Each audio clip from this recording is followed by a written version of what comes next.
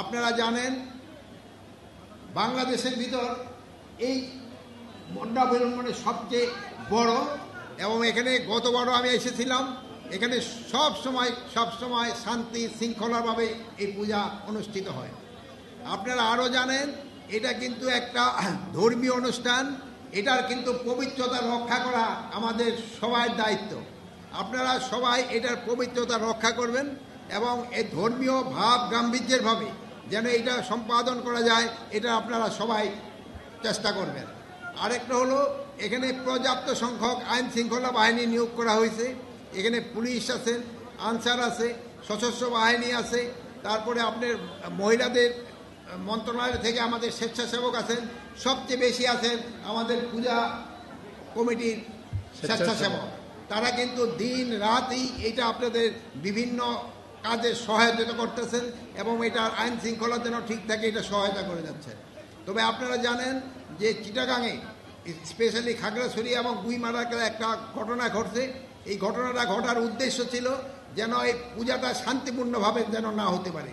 কিছু সংখ্যক সন্ত্রাসী চেষ্টা করছিল যেন এই পূজাটা ভালোভাবে না হয়, কিন্তু সেই সন্ত্রাসীদের যে কর্মকাণ্ড এটা কিন্তু প্রতিহত করে দেওয়া হয়েছে এবং পাহাড়েও পূজা ভালোভাবে হচ্ছে। এই সন্ত্রাসীদের থেকে আপনারা সবাই চেষ্টা করবেন আমাদের এই পূজাটা যেন ভালোভাবে হতে পারে।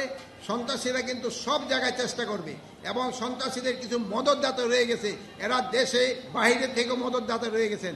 এই মদতদাতাদের থেকেও আপনারা তাদের যে একটা খারাপ ইচ্ছা এটা আপনারা কিন্তু দূর করে দিতে পারবেন। আর আপনারা সাংবাদিক ভাইয়েরা আপনারা সব সময় সত্যি সংবাদ প্রচার করেন, সত্যি সংবাদ প্রচার করবেন, যেন কেউ যদি কোনো অসত্য সংবাদ দেয় ওটা যেন কি বলে বন্ধ হয়ে যায়, তার প্রচার না হয়, আর ওটা যেন তারা প্রকাশও করতে না পারে, যাচাই না করে যেন। আর কোনো কিছু সংবাদ ভাইয়েরা বলছে যাচাই না করে আপনারা দিবেন না। একটা কিন্তু নতুন অ্যাপও করা হয়েছে, আপনাকে যদি কোনো কিছু থাকে ভাইদের সাথে আসতে, ভাইরাও কিন্তু অ্যাপের সাথে সম্পৃক্ত, তারা আপনাদের সঠিক সংবাদটা দিতে পারবে।